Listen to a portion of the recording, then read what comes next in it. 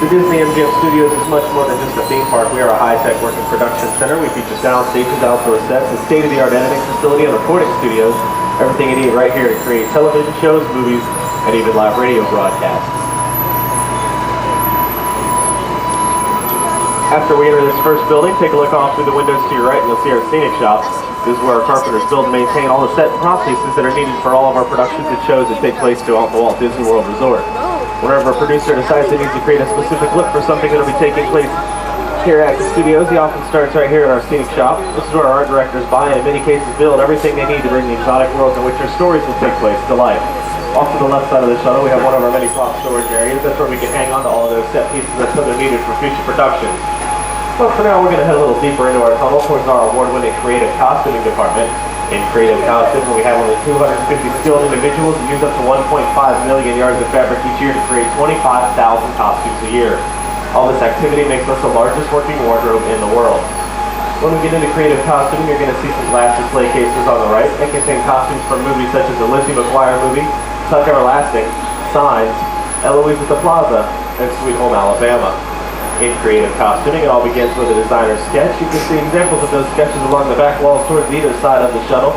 Then it's up to our team of seamstresses and tailors to quickly transform those sketches into the costumes that are worn by all of our cast members and performers. All in all, we have over 3 million costumes in our closets. We're getting ready to head back out into the sun. We're going to pass through our first boneyard. Sounds like a scary place, but it's more like a large outdoor attic where we can hang on to oversized props until they're needed for future productions. The first props you're going to see are two replica P-40 Warhawk aircraft that were produced for the Touchstone hit film Pearl Harbor starring Ben Affleck and Josh Hartnett. They were taken from the mold of a real P-40. It's a steel frame, fiberglass body, and the wooden propellers were spun by hydraulic motors inside during the dramatic attack sequence. If you remember seeing more than 16 of those in the film, you're absolutely correct. There were, but the rest of them were created on a computer using CGI or computer-generated imagery. The beige buildings to the right side of the shuttle are bungalows. Those provide temporary office space for production companies that are here using our studio facilities. Over the years, the producers up From the Earth to the Moon, Sheena, ER, and Who Wants to Be a Millionaire, just to name a few, have all called our bungalows home. Going to pass by a few more props. We've got 3 motorcycles that are used on our Epic Stunt Spectacular right here at the studios. We've got 2 mine cars from The Rock, 3 wooden totem heads from the 13th Warriors starring Antonio Banderas.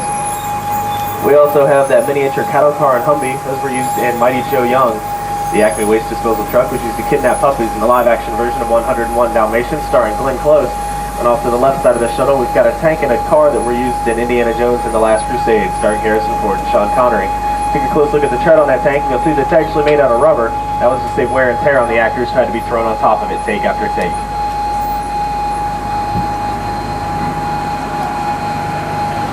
As we make our way around the corner, take a look off towards the left side of the shuttle. That 4-story building over there is home to Walt Disney Feature Animation Florida. When our studio opened in 1989, it was designed to give a unique first-hand look at how classic Disney animation was achieved. We had a staff of 73 artists and technicians back then, whose job was to create shorts and featurettes to be shown before the full-length feature films. However, they were quickly called upon to assist with the full-length films. With that, they expanded to a staff of over 300 and became fully capable of producing their own feature right here every 3 to 4 years. The first film release was Mulan. That was back in 1998. They were also responsible for last summer's comedy hit Lilo and Stitch. November 1st, we'll bring you our newest release. That's called Brother Bear. And our Florida animators are currently hard at work on a unique new comedy called Angel and Her No Good Sister. That should be out in theaters in the next 2 to 3 years. The next building we're going to pass is the Royal Disney Production Center. It's over here on the left. That's home to Ideas here at the Disney MGM Studios. Ideas provides creative production and post-production services for a variety of different television, movie, and multimedia projects. They can help you out with high-definition video editing, 5.1 surround sound audio mixing, and DVD authoring. IDEA stands for Innovation, Design, Entertainment, Art, and Storytelling. We're going to be passing by our sound stages in just a moment. Stages 2 and 3 used to be home to the new Mickey Mouse Club. That proved to be a launching pad for many of today's hottest radio and television stars, including Britney Spears, Christina Aguilera, JC and Justin of NSYNC, and Felicity's Carrie Russell. It's currently home to the in-park attraction Who Wants to Be a Millionaire play at modeled after the television show Who Wants to Be a Millionaire. In fact, our stage is so similar to its television counterpart that Regis Philbin has filmed episodes of that show right here on our backlot. When 2-time Oscar Award winner Tom Hanks was here producing, directing, and starring in his 13-episode miniseries From the Earth to the Moon, he used all 3 of our sound stages. We turned Sound Stage 1 into a mock-up of Mission Control at the Kennedy Space Center, and Stages 2 and 3 were made up to look like the surface of the moon. When Academy Award-winning actors Sir Anthony Hopkins and Cuba Gooding Jr. were here filming their psychological thriller Instinct, they were located on Soundstage 1, which was turned into a variety of different sets, including a mental institution, a downtown city scene, and a jungle encampment.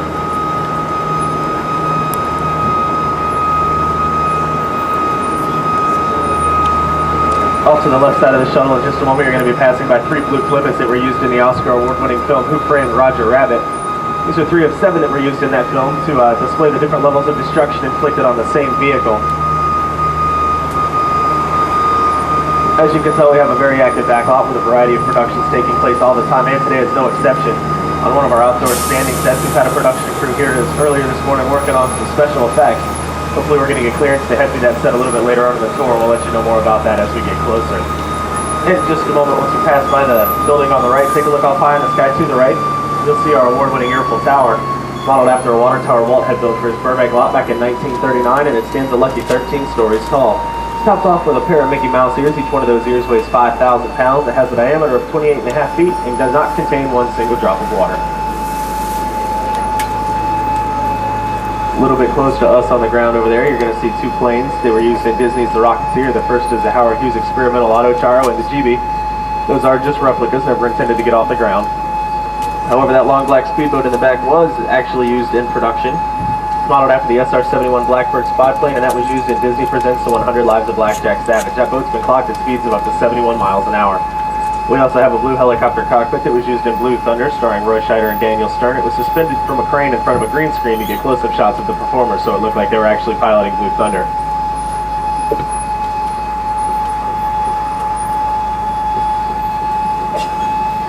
Off to the right side of the shuttle, behind those blue police barricades, you'll see an airplane that has very special meaning to everyone here at the Walt Disney World Resort. That was Walt Disney's private plane. Airports across the country knew it as the 234 Mickey Mouse, and it was once used to shuttle Walt and his Imagineers back and forth from California to New York during the final planning stages of the 1964 World's Fair. That was where Walt introduced the world to his audio animatronic characters on such attractions as It's a Small World, Carousel of Progress, and Great Moments with Mr. Lincoln, which was later renamed the Hall of Presidents. It was also in that plane that Walt flew his secret scouting missions all over Central Florida looking for an ideal location for what he called his Florida Project. It was in November of 1963 that he settled on the Orlando area, and 2 years later, almost to the date, he held a press conference in downtown Orlando announcing he was going to be building a theme park right here in Orlando. Take just a moment to tell you about a few things that are going to be going on in our park today. At 5 o'clock, we have our Disney Stars and Motor Cars Parade. That'll start next to Star Tours. It'll make its way up to the large blue hat in the middle of the park, and then it'll hang a right and go up out the front of the park. We also have Fantasmic tonight at 8:30. That'll be taking place in the Hollywood Hills Amphitheater located behind the Tower of Terror. It features pyrotechnics, laser lights, water effects, live character performances. If you're interested in seeing that, we strongly suggest you get there at least 1 hour prior to showtime. That's Fantasmic at 8:30 and Disney Stars and Motor Cars Parade at 5 o'clock. Alright, that's the standing set I was telling you about over there on the left. It looks like we have a green light to head in, so the production company is probably on a break. Let me warn you before we head in here, though, that we're going to be going across a bumpy wooden bridge, so get a tight hold on all of your personal belongings, such as cameras, cell phones, purses, favorite small children. Also, please remember to remain seated at all times. This is an active production area. We could be asked to leave at any moment, so I need everybody to remain seated at all times.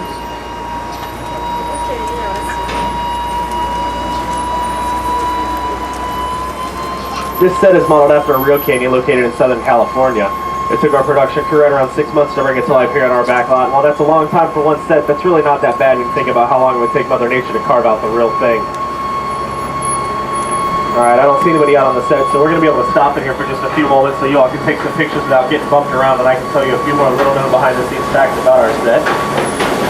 Believe it or not, this is not the largest set on our backlot. We're going to be passing out the largest a little bit later on in the tour.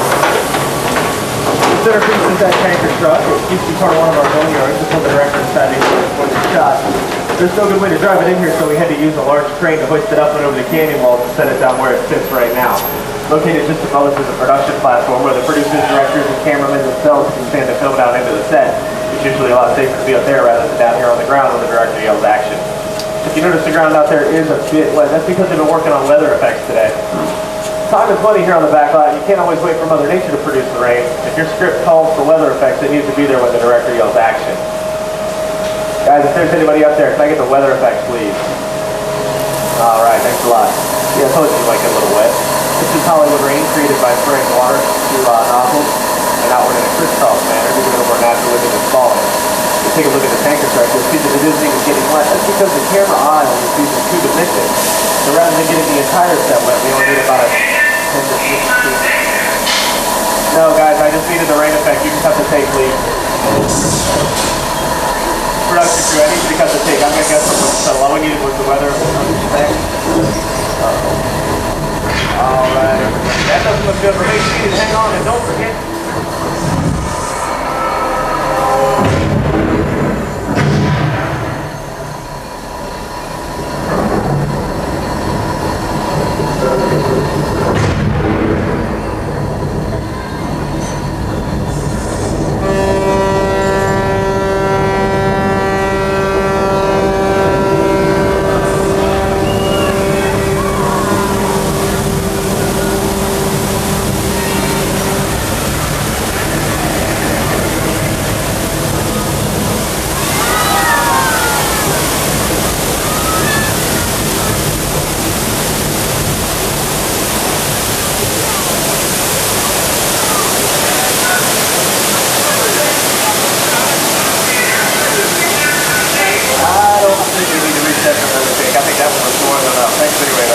By now you all have probably figured out why we call this Catastrophe Canyon. Give yourselves a big round of applause.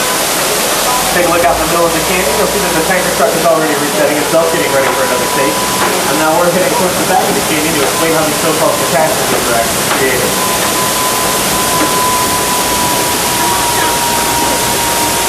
Our canyon is actually a steel structure covered with wire mesh. I think it's a coat of pellet concrete. You can't hard to get a look at the natural rock formation. Small yellow pipes you see are used to supply the fuel for the fires and explosions, and the large gray pipes supply all the water for the flash flood. The flash flood began when you open the gates of the 3 large holding tanks located at the top of the canyon, sending more than 70,000 gallons of water hurtling towards our shuttle. Add a little more excitement, we use some high-power air cannons to blast water into the set. These are powerful enough that we can put a basketball in one, take it up to New York City, and easily shoot it up and over the top of the Empire State Building. The earthquake effective foam was created using hydraulic shaker tables located beneath the bridge, powerful enough to flip a small car over into the bottom of the canyon when turned all the way up. Pumps 1 and 3 are currently recycling all 70,000 gallons of water back up to the top of the canyon. Pumps 1, 2, and 3 are currently recycling all that water. This was designed with the help of a Hollywood special effects team. What seems like an out-of-control disaster is actually a perfectly safe computer-controlled sequence of events. It can be completely reset and ready to go for another take in 3.5 minutes. On a busy Disney day, that's just enough time to get another shuttle load of visitors in there. Now from the canyons of California to the streets of New York, sit back, relax, and do our backlot. We'll have you there in just a few moments. We're also coming up on the only air-conditioned portion of the tour, so enjoy it.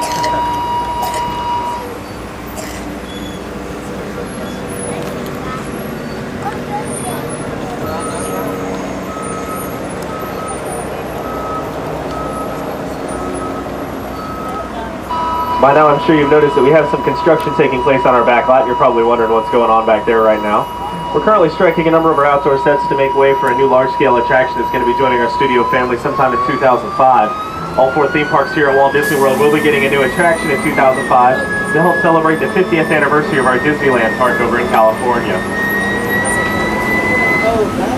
Yeah, that's good sunshine.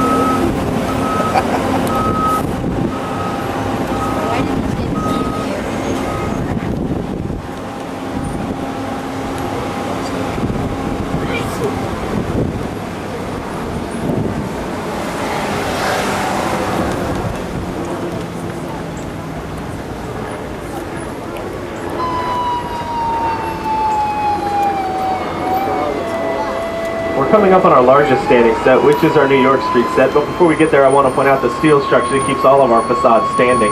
You're going to be able to see them once we pass by this building up here on the right.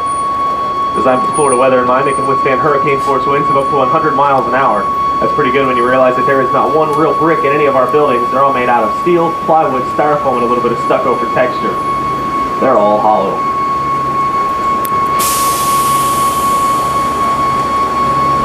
When we pass by the arch, take a look off through it. You'll see the skyline of New York City right here in Central Florida. Created using an old production technique called forced perspective, the buildings at the end of the street are actually painted flat. While the real Empire State Building stands over 100 stories tall, ours stands in right around 4. Where is theirs? With that, we're coming to the end of our tour, and this is where you'll find the American Film Institute Showcase. Right now inside the AFI Showcase, we have a great exhibit called Villains, movie characters you love to hate. To get into the exhibit and to get back out into the park, you need to head towards the front of the shuttle, exit through the blue sliding glass doors to your right. Please remain seated until we do come to a full and complete stop. Once we do, gather all your personal belongings. I will open up the doors. Watch your head step as you exit beyond that yellow line so you can close the doors behind you.